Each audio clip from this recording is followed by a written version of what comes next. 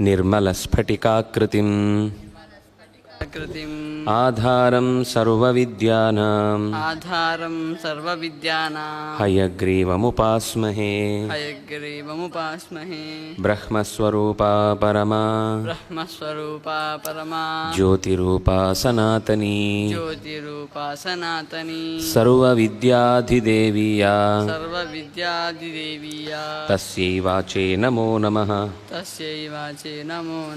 अधः पूर्णं जगत्प्राणान् संस्कृतं संस्कृतिं गुरुं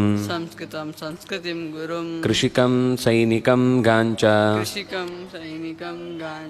वन्दे भारतमातरम्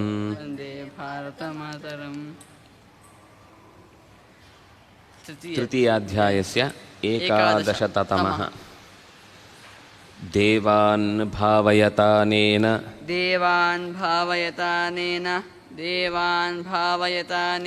ते देवा भावयन्तु वः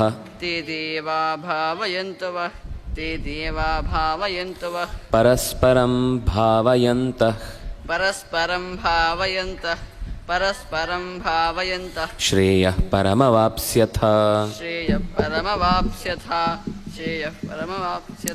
इष्टान् भोगान् हि वो देवाः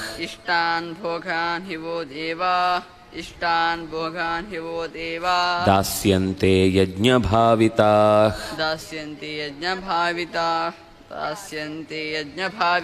तैर्दत्तानप्रदायैभ्यो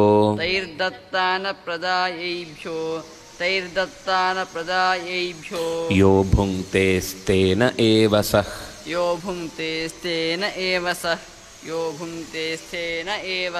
यज्ञशिष्टाशिनः सन्तो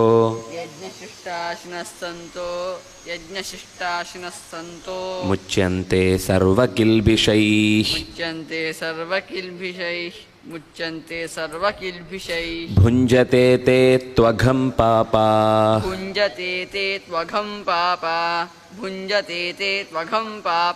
ये पचन्त्यात्मकारणात्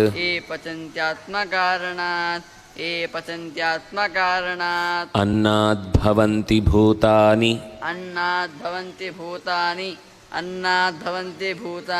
पर्जन्यादन्नसम्भवः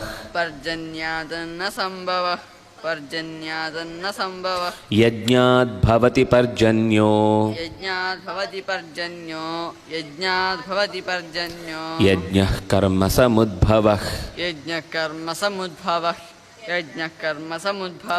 कर्म ब्रह्मोद्भवं विद्धि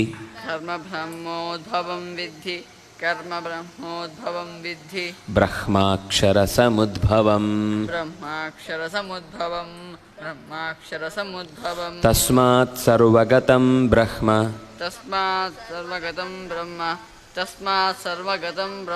नित्यं यज्ञे प्रतिष्ठितम् एवं प्रवर्तितं चक्रम् नानुवर्तयति ह्यः अघायुरिन्द्रियारामो मोघं पार्थ स जीवति यस्त्वात्मरतिरेव स्यात्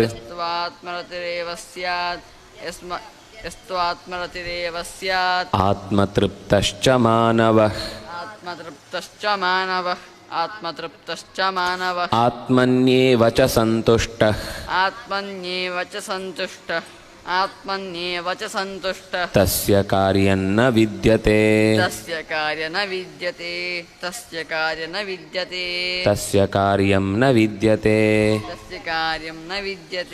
नैव तस्य कृतेनार्थो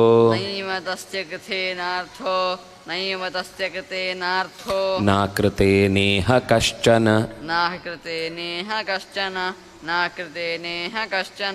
न चास्य सर्वभूतेषु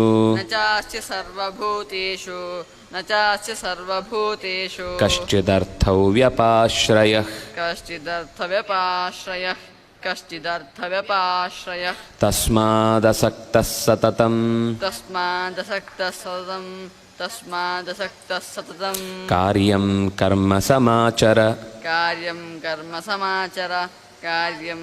ಸಮಾಚರ ಅಸಕ್ತೋ ಹ್ಯಾಚರನ್ ಕರ್ಮ ಅಸಕ್ತೋ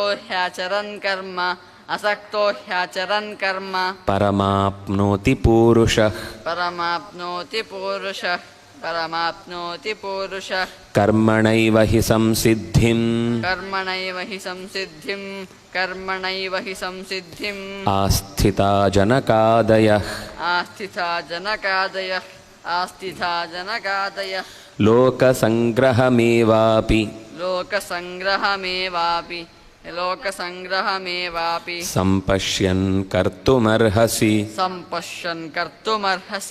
ಸಂಪಶ್ಯನ್ ಕರ್ತುಮರ್ಹಸಿ ಅಥ ನವಮೋऽಧ್ಯಾಯಃ ಶ್ರೀಭಗವಾನುವಾಚ ಇದಂತು ತೇ ಗುಹ್ಯತಮಂ ಪ್ರವಕ್ಷ್ಯಾಮ್ಯನಸೂಯವೆ ಜ್ಞಾನಂ ವಿಜ್ಞಾನಸಹಿತಂ ಯಜ್ಞಾತ್ವಾ ಮೋಕ್ಷ್ಯಸೇ ಶುಭಾತ್. ಭಗವಾನ್ ಕೃಷ್ಣಃ ಅತ್ರ ನವಮೇ ಅಧ್ಯಾಯೇ ಪೂರ್ವಂ ಕ್ಷೇತ್ರಸ್ಯ ಅಧಿಭೂತಸ್ಯ ಚ ಅಧ್ಯಾತ್ಮಸ್ಯ ಚ ವಿವರಣಂ ಅದಾತ್. ಪ್ರಯಾಣಕಾಲೇ ಕಾಲದೇವತಾನಾಂ ಚಿಂತನಂ ಕಥಂ ಭವತಿ, ಗತಿದ್ವೇ ಕೀದೃಶೇ ಇತಿ ಕೀದೃಶೀ ಸ್ಯಾತ್, ತತ್ರ ತಾದೃಶೀಂ ಗತಿಂ ಪ್ರಾಪ್ತುಂ ಸಹ ಕಿಂ ಕರಣೀಯಂ ಇತ್ಯಾದಿಕಂ ಉಕ್ತಂ. ಅತ್ರ ಇದಾನಿಂ ಪುನಃ ನವಮೇ ಆರಂಭೆ ಗುಹ್ಯತಮಂ ಕಿಂಚಿದ್ ವಚ್ಮಿ, ಅಪೂರ್ವಂ ಕಿಂಚಿದ್ ವಚ್ಮಿ. ಜ್ಞಾನಂ ಭವತಿ ತತ್ ವಿಜ್ಞಾನಮಪಿ ಅಸ್ತಿ ತತ್ರ. ಯೇನ ಜ್ಞಾನೇನ ಮೋಕ್ಷಃ ಭವೇತ್, ಸಂಸಾರತಃ ಮೋಕ್ಷಃ, ಸಮಸ್ಯಾತಃ ಮೋಕ್ಷಃ. ಲೋಕೆ ಸರ್ವರೀತ್ಯಾ ಅಪಿ ಮನುಷ್ಯಃ ಸುಖೀ ವಸ್ತುಂ ಕಿಮ್ ಅಪೇಕ್ಷತೆ ತತ್ ಸರ್ವಮಪಿ ಅಸ್ಮಿನ್ ಜ್ಞಾನೇ ಭವತಿ ಇತಿ ತೇನ ಉಕ್ತಂ. ತತ್ರ ತಸ್ಯ ವಿವರಣಂ ದದಾತಿ. ರಾಜವಿದ್ಯಾ ರಾಜಗುಹ್ಯಂ ಪವಿತ್ರಂ ಇದಮುತ್ತಮಂ. ಇದಂ ಜ್ಞಾನಂ ಅತ್ಯಂತಂ ಪವಿತ್ರಂ ಅತ್ಯಂತಂ ಉತ್ತಮಂ. ಇದು ರಾಜವಿದ್ಯಾ, ಅರಿವುಗಳಲ್ಲಿ ತಿಳಿಬೇಕಾದ ವಿಷಯಗಳಲ್ಲಿ ಅತ್ಯಂತ ತುಂಬ ಮುಖ್ಯವಾಗಿ ತಿಳಿಯಬೇಕಾದ ಸಂಗತಿ ರಾಜವಿದ್ಯಾ. ಈ ಧರ್ಮಗಳಲ್ಲಿ ರಾಜಧರ್ಮ ಅಂತ ಅಂದರೆ ರಾಜರ ಧರ್ಮ ಬೇರೆ. ಪುರಾಣಗಳಲ್ಲಿ ರಾಜ, ಪುರಾಣಗಳಲ್ಲಿ ಶ್ರೇಷ್ಠವಾದದ್ದು ಅಂತ. ಪುರಾಣ ರಾಜ ಅಂದರೆ 18 ಪುರಾಣಗಳಲ್ಲಿ ಶ್ರೇಷ್ಠವಾದಂತಹ ಸ್ಥಾನವನ್ನು ಹೊಂದುವಂಥದ್ದು ಅದು ಭಾಗವತ. ಭಾಗವತಕ್ಕೆ ರಾಜಪುರಾಣ ಅಥವಾ ಪುರಾಣ ರಾಜ ಅಂತ ಕರೀತಾರೆ. ಹಾಗೆ ಇಲ್ಲಿ ವಿದ್ಯೆಗಳಲ್ಲಿ ರಾಜವಿದ್ಯಾ, ಈ ವಿದ್ಯೆ ಎನ್ನುವುದು ಉಳಿದ ಎಲ್ಲ ವಿದ್ಯೆಗಳಿಗಿಂತಲೂ ಕೂಡ ಹೆಡ್ಡ ಅಲ್ಲ. ಉಳಿದದ್ದು ನಾವು ಎಷ್ಟೋ ಯೋಚನೆ ಮಾಡುವಂಥದ್ದು ನಾವು ಕೊನೆಗೆ ಹೆಡ್ಡರ್ ಆಗ್ಬೋದಷ್ಟೇ.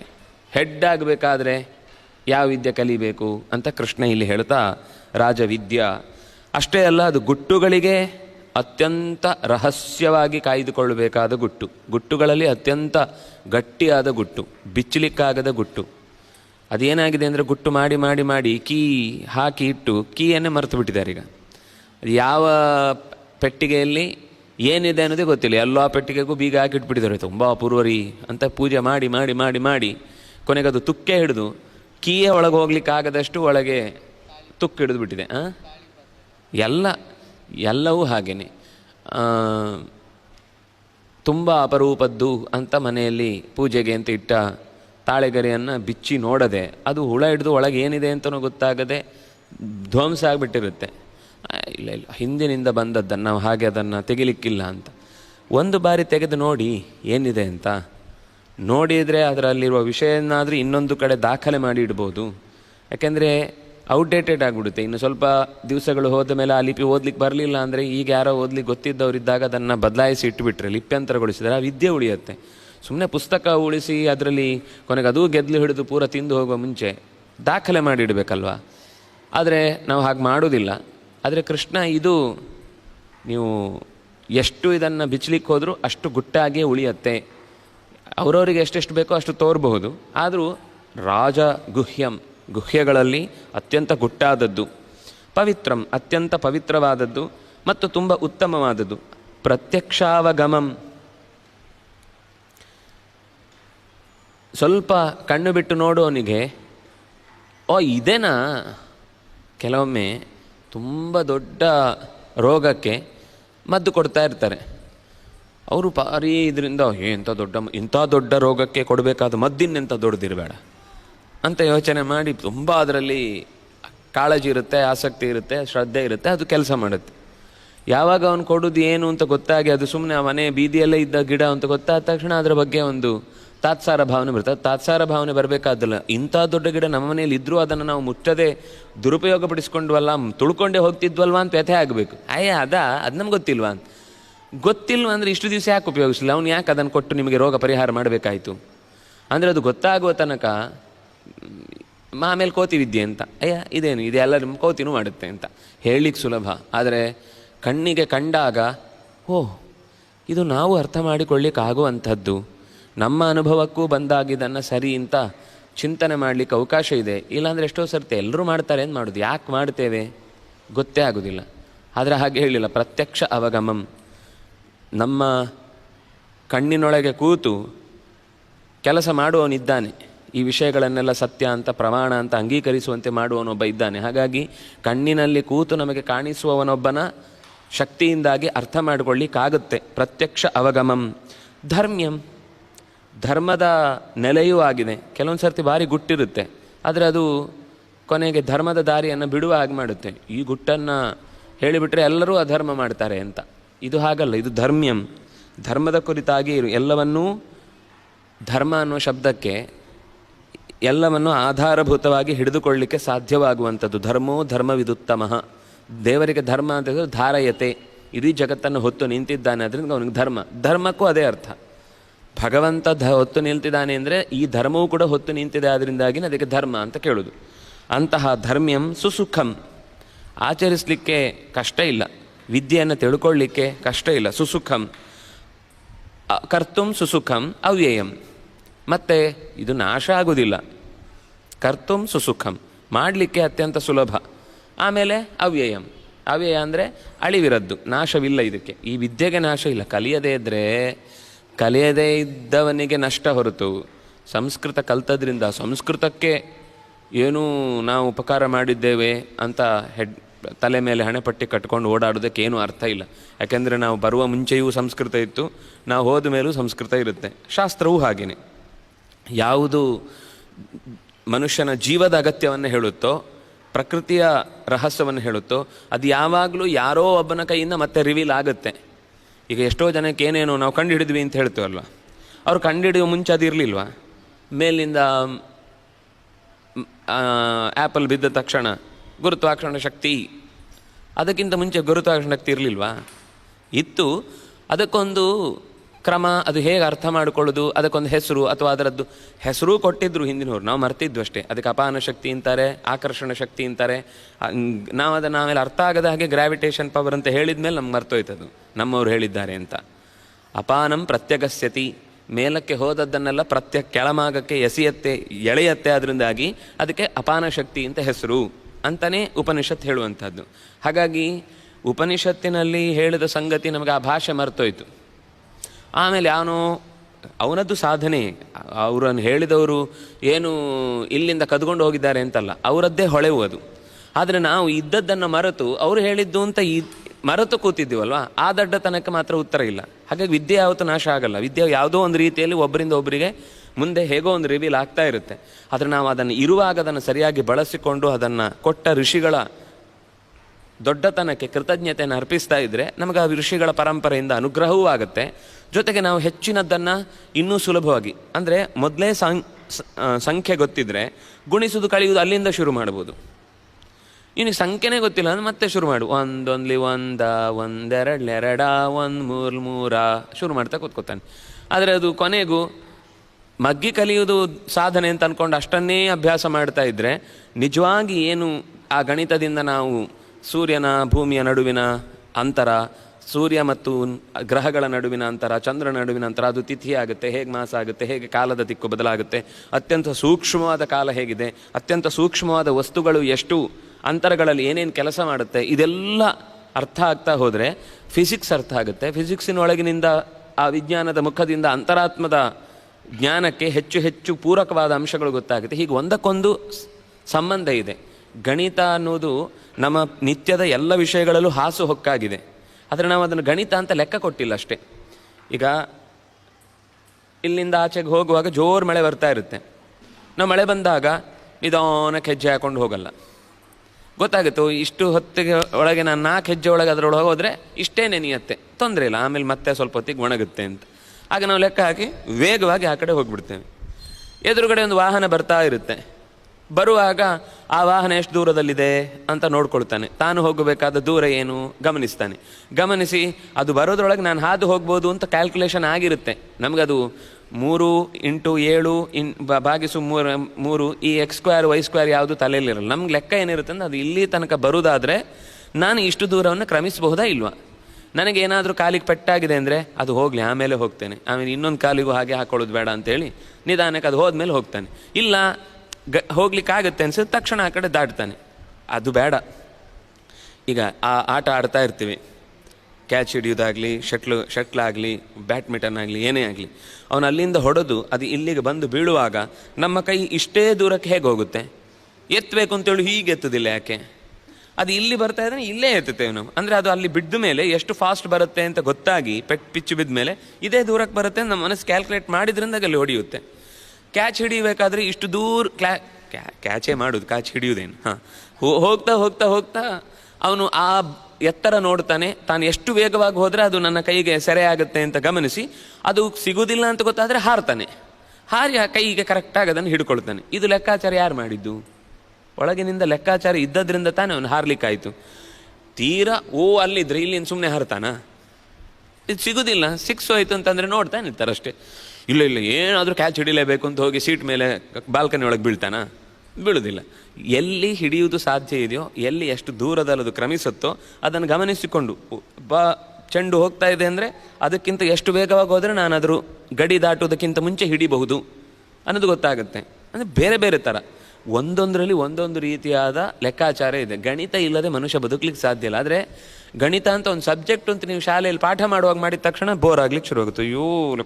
ಲೆಕ್ಕ ಅಂತ ಕಿರಿಕಿರಿ ಆಗ್ತಾ ಇರುತ್ತೆ. ಆದರೆ ನಾವು ಕೂತಲ್ಲಿ, ನಿಂತಲ್ಲಿ, ನೋಡದಲ್ಲಿ ಪ್ರತಿಯೊಂದರಲ್ಲೂ ಒಂದು ಲೆಕ್ಕ ಇದೆ. ಊಟಕ್ಕೆ ಹಾಕುವಾಗ ಅವನಿಗೆ 2 ಸೆಟ್ಗೆ ಹಾಕಿದ್ದೀನಿ, ನಂಗೆ 1.5 ಸೆಟ್ಗೆ ಹಾಕಿದ್ದೆ, ಅಲ್ಲಿ ಲೆಕ್ಕ ಬರುತ್ತೆ. ಉಳಿದ ಕಡೆ ಕ್ಲಾಸಲ್ಲಿ ಮಾತ್ರ ಲೆಕ್ಕ ಬೇಡ ಅಂತ ಅನಿಸುತ್ತೆ ಅಲ್ವಾ? ಹಾಗಾಗಿ ಇದು ಎಲ್ಲದರೊಳಗೆ ಸೇರಿಕೊಂಡದ್ದು. ಅವ್ಯಯಂ, ನಾಶ ಆಗದೇ ಇರುವಂಥದ್ದು, ತಿಳಿಲಿಕ್ಕೆ ಸುಲಭವಾದದ್ದು, ಅತ್ಯಂತ ಉತ್ತಮವಾದದ್ದು, ತಿಳಿಯುವ ವಿಷಯಕ್ಕೂ ಕೂಡ ಹಿಂದಿನವರಿಂದ ಅದಕ್ಕೆ ಬೇಕಾದಷ್ಟು ಕೊಡುಗೆ ಸಿಕ್ಕಿ ಅದು ಇಲ್ಲಿ ತನಕ ಹರಿದು ಬಂದದ್ದು. ಹಾಗಾಗಿ ಇದು ರಾಜವಿದ್ಯಾ, ರಾಜಗುಹ್ಯ ಅಂತ ಇದನ್ನೆಲ್ಲ ಅವಗಮ ಅಂದರೆ ತಿಳಿಯುವುದಕ್ಕೆ ಸಾಧ್ಯವಾಗುವಂಥದ್ದು. ಗಮನ ಅಂದರೆ to know and to go ಎರಡೂ ಆಗುತ್ತೆ. ಗಮನ ಅನ್ನೋದಕ್ಕರ್ಥ ಏನೋ ಗಮನ ಕೊಟ್ಟು ಕೇಳಲ್ವ ನೀನು? ಗಮನ ಕೊಡುವುದು ಹೇಗೆ? ಗಮನ ಅಂದರೆ ಹೋಗುದು. ಗಮನ ಕೊಟ್ಟು ಕೇಳಲಿಲ್ಲ ನೀನು, ಇಲ್ಲಾಂದರೆ ನಾನು ಅಷ್ಟು ನಿನ್ನೆ ಚೆನ್ನಾಗಿ ಎಕ್ಸ್ಪ್ಲೇನ್ ಮಾಡಿದ್ದೇನೆ. ಗಮನ ಎಲ್ಲಿತ್ತು? ಗಮನ ಅಂದರೆ ಮನಸ್ಸಿನಿಂದ ಹೋಗಿದ್ದವನು, ಮನಸ್ಸಿನಿಂದ ಹೋಗಿದ್ದ. ಗಮನ ಕೊಟ್ಟು ಕೇಳು ಅಂದರೆ ತಿಳಿಯುವುದಕ್ಕೆ ಹೇಗೆ ಮನಸ್ಸು ಕೊಟ್ಟರೆ ಅದು ಅರ್ಥ ಆಗುತ್ತೆ, ಆ ರೀತಿ ಅವಹಿತನಾಗಿ ನೀರು. ಅವಹಿತ ಮನಃ ಭವ. ಸರಿಯಾಗಿ ಗಮನ ಇಟ್ಟು ಕೇಳುವುದಕ್ಕೋಸ್ಕರ ಮನಸ್ಸಿಡು. ಅಂದರೆ ಗಮನ ಅಂದರೆ ತಿಳಿಯುವುದು ಅಂತ ಅರ್ಥ. ಅವಗಮನ ಚೆನ್ನಾಗಿ ತಿಳಿಯುವುದು. ಅವಗಚ್ಛತಿ ಅಂತ ಅದನ್ನು, ಗಚ್ಚತಿ ಅಂದರೆ ಹೋಗುತ್ತಾನೆ, ಅವಗಚ್ಛತಿ ಅಂದರೆ ತಿಳಿಯುತ್ತಾನೆ ಅಂತ ಅರ್ಥ. ಪ್ರತ್ಯಕ್ಷ ಅವಗಮಂ. ಕಣ್ಣು, ಕಿವಿ, ಮೂಗು, ಬಾಯಿ ಈ ಎಲ್ಲದಕ್ಕೂ ಅದರದ್ದೇ ಆದ ಕೆಲವು ಪ್ರತ್ಯಕ್ಷ ಇದೆ. ಕಣ್ಣಿನಕ್ಕೆ ತ್ವಾಚ ಪ್ರತ್ಯಕ್ಷ, ಕಿವಿದಕ್ಕೆ ಶ್ರೋತ್ರ ಪ್ರತ್ಯಕ್ಷ. ಅಕ್ಷಂ ಪ್ರತಿ, ಈ ಇಂದ್ರಿಯಕ್ಕೆ ಕೇಳುವಂತಹ ಅವಕಾಶ ಉಳ್ಳದ್ದು. ಈಗ ಶಬ್ದ ಅದು ಕಿವಿಯಿಂದಲೇ ತಿಳಿಯುವಂಥದ್ದು ಹೊರತು ಮೂಗಿನಿಂದ ತಿಳಿಲಿಕ್ಕೆ ಆಗುವುದಿಲ್ಲ. ಎಷ್ಟು ಜೋರು ಶಬ್ದ ಆಯಿತು, ನನ್ನ ಮೂಗು ಯಾಕೋ ಕೆಲಸ ಮಾಡ್ತಿಲ್ಲ ಅಂದರೆ ಕಿವಿ ಕೆಲಸ ಮಾಡಬೇಕಪ್ಪ, ಅದು ಮೂಗಲ್ಲ ಕೆಲಸ ಮಾಡೋದು. ಚೆನ್ನಾಗಿತ್ತ, ರುಚಿ ಇತ್ತ ಕೇಳಿದ್ರೆ ಯಾಕೋ ಕೇಳಿಸ್ಲೇ ಇಲ್ಲ ರುಚಿ ಹೇಗಿದೆ ಅಂತ. ಹೇಳಲಿಕ್ಕಾಗೋದಿಲ್ಲ. ರುಚಿ ನಾಲಿಗೆಯ ಧರ್ಮ, ಮಾತು ನಾಲಿಗೆಯ ಧರ್ಮ, ಸದ್ದು ಕಿವಿಗೆ ಬಿದ್ದಾಗ ಕೇಳುವ ಧರ್ಮ, ಕಣ್ಣಿಗೆ ನೋಡುವ ಧರ್ಮ. ಮುಟ್ಟಿದ್ರೆ ಬಿಸಿ ಇದೆಯೋ, ತಣ್ಣಗಿದೆಯೋ, ಭಾರ ಇದೆಯೋ, ಹಗುರ ಇದೆಯೋ, ಇದೆಲ್ಲ ಗೊತ್ತಾಗ್ತಾ ಇರುತ್ತೆ. ಅಂದರೆ ಈ ಪ್ರತಿಯೊಂದು ಅಂಶದಲ್ಲೂ ಆಯಾ ಇಂದ್ರಿಯಗಳಿಗೆ ಪ್ರತ್ಯಕ್ಷ ಅವಗಮಂ. ಈ ವಿದ್ಯೆಯಲ್ಲಿ ಸಿಗಬೇಕಾದ ಅಂಶಗಳೆಲ್ಲ ಆಯಾ ಇಂದ್ರಿಯಗಳಿಂದ ಗಮ್ಯವಾದದ್ದು. ಲೋಕದಲ್ಲಿ ಯಾವುದನ್ನು ತಿಳಿಲಿಕ್ಕೆ ಸಾಧ್ಯವೋ ಅಂತಹ ಸಾಧ್ಯಭೂತವಾದ ವಿಷಯಗಳಿಗೆ ಪ್ರತ್ಯಕ್ಷ ಇದೆ. ಅತೀಂದ್ರಿಯವಾದ ವಸ್ತು ಆಯಿತು ಅಂದರೆ ಆಕಾಶ ಹೇಗಿದೆ?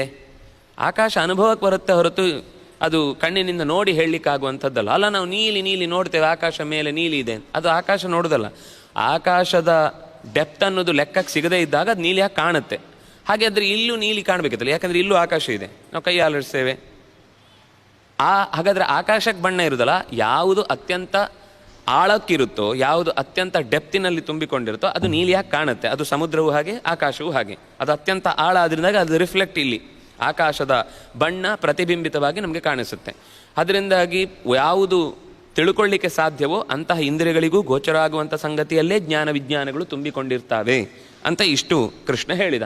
ಹಾಗಾದರೆ ರಾಜವಿದ್ಯಾ ರಾಜಗುಹ್ಯಂ, ರಾಜವಿದ್ಯಾ ಇದಂ ಜ್ಞಾನಂ, ಈ ಜ್ಞಾನ ಅನ್ನುವಂಥದ್ದು ರಾಜವಿದ್ಯೆ, ಸ್ತ್ರೀಲಿಂಗ ದ್ವಿತೀಯ ಪ್ರಥಮ ವಿಭಕ್ತಿ ಏಕವಚನ. ರಾಜಗುಹ್ಯಂ ಪವಿತ್ರಂ ಇದಂ ಉತ್ತಮಂ ಪ್ರತ್ಯಕ್ಷಾವಗಮಂ ಧರ್ಮ್ಯಂ ಸುಸುಖಂ ಅವ್ಯಯಂ, ಎಲ್ಲ ನಪುಂಸಕಲಿಂಗ ಪ್ರಥಮ ವಿಭಕ್ತಿ ಏಕವಚನ.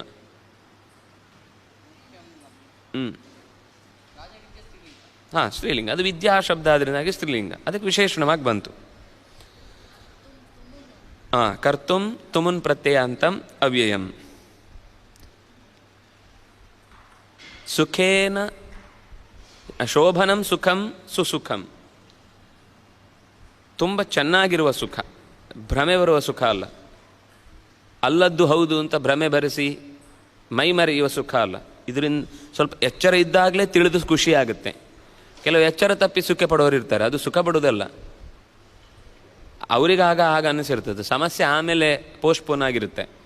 ಆಮೇಲೆ ಮತ್ತೆ ಪೂರ ಎಚ್ಚರ ಆದಮೇಲೆ ಅಯ್ಯೋ ನಾನು ಇಲ್ಲೇ ಇದ್ದೇನಾ, ನಾನು ಎಲ್ಲ ತಲೆ ಬಿಸಿ ಆಯಿತು ಅಂತ ಲಾಸ್ ಹೊಡೆಯಿತು ಅಂತ ಕುಡ್ದ, ಮುಗಿದ ಮೇಲೆ ಎಚ್ಚರ ಆದಮೇಲೆ ಮತ್ತೆ ಲಾಸ್ ಹೊಡೆದಿದ್ದು ವಾಪಸ್ ಬಂದಿರುತ್ತಾ, ಮತ್ತೆ ಕಂಟಿನ್ಯೂ ಆಗ್ತಾ ಇರುತ್ತೆ. ಇನ್ನೂ ಅವನು ಲಾಸ್ ಆಗಿದ್ದನ್ನು ಆ ಕುಡಿಯೋದನ್ನು ಉಳಿಸಿದ್ರೆ ಅಷ್ಟು ಲಾಸ್ ಕಮ್ಮಿ ಮಾಡ್ಬೋದಿತ್ತು, ಮತ್ತೆ ಲಾಸೇ.